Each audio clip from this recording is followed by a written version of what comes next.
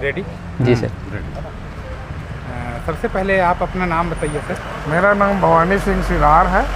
मैं रायगढ़ सर्व आदिवासी समाज का अध्यक्ष हूँ और आज मैं लोकसभा चुनाव अनुसूचित जनजाति रायगढ़ क्रमांक 2 के लिए नाम निर्देशन पत्र के प्रक्रिया के अंतर्गत जिला कार्यालय रिटर्निंग ऑफिसर आया हूँ। आज जिला कलेक्टर रिटर्निंग ऑफिसर के द्वारा हमें लोकसभा का प्रतीक आवंटन 3 बजे करने जा रहे हैं और मैं हमर राज पार्टी से बिलोंग करता हूँ।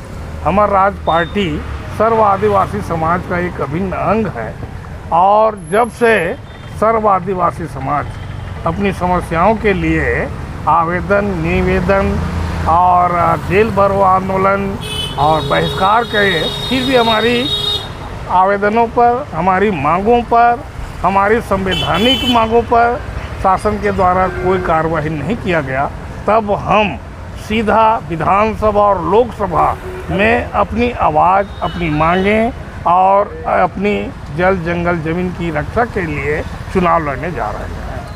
तो आप यहाँ पर सर्व आदिवासी समाज के अध्यक्ष के रूप में यहाँ पर आप आए हुए हैं जी। आप जो प्रत्याशी हैं आपके, उनका क्या नाम है? हमारा प्रत्याशी श्री अल्बर्ट मीन जी हैं।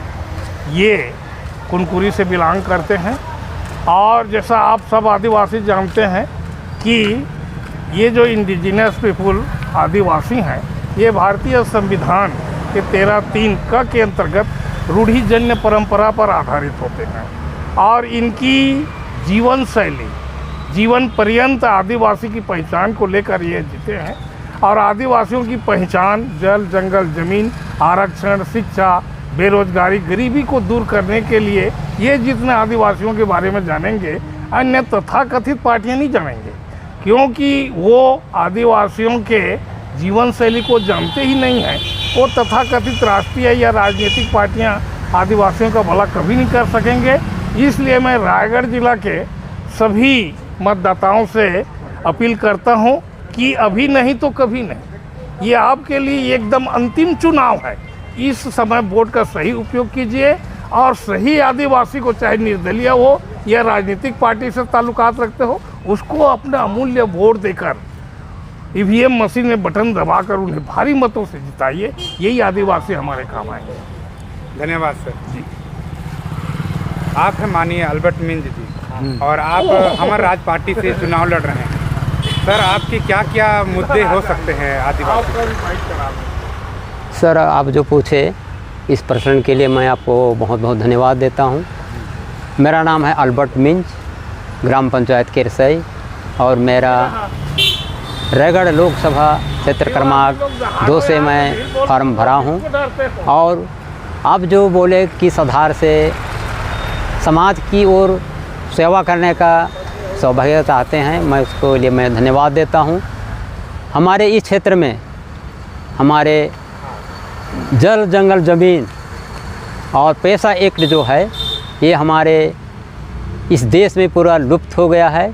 इसी के उद्देश्य से मैं रायगढ़ लोकसभा क्षेत्र क्रमांक 2 से मैं प्रत्याशी खड़ा हूं और मैं यही चाहता हूं कि जो हमारे आदिवासी लोग घर में छिपे हैं, जंगल में बसे हैं, उनको आह्वान करता हूं कि जंगल से निकल के और घर से निकल के आएँ और हमारे आदिवासी की रक्षा करें।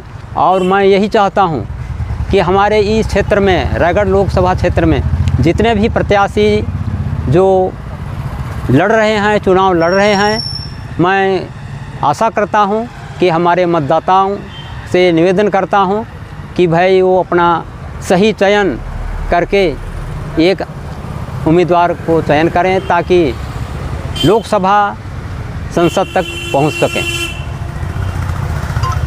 अभी जो रायगढ़ लोकसभा सीट है, इस रायगढ़ लोकसभा में एक सीट ऐसा है यानी जो कांग्रेस पार्टी के द्वारा उतारा जा रहा है, मेनका देवी सिंह। मेनका देवी जी वो ब्राह्मण परिवार में उन्होंने विवाह किया और जैसा कि आदिवासी रूढ़िगत परंपरा के तहत आदिवासी किसी से अगर विवाह करता है तो उनका रूढ़िगत परंपरा के तहत उनके जो पितृ सत्तात्मक वो है नियम है, उसके अनुसार वो उसी में चले जाते हैं। लेकिन ये जो मेनका देवी सिंह है वो ब्राह्मण ना होकर के वो आदिवासी बन रही हैं, तो क्या ये सही है?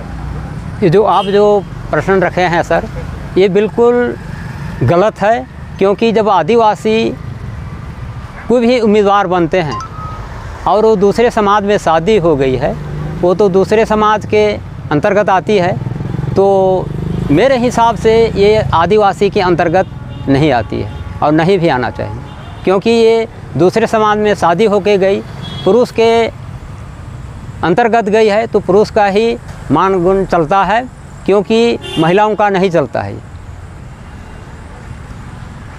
तो सर आप इनका विरोध करते हैं? जी सर। तो धन्यवाद सर बात करने के लिए। आपको भी बहुत बहुत धन्यवाद सर। जी धन्यवाद।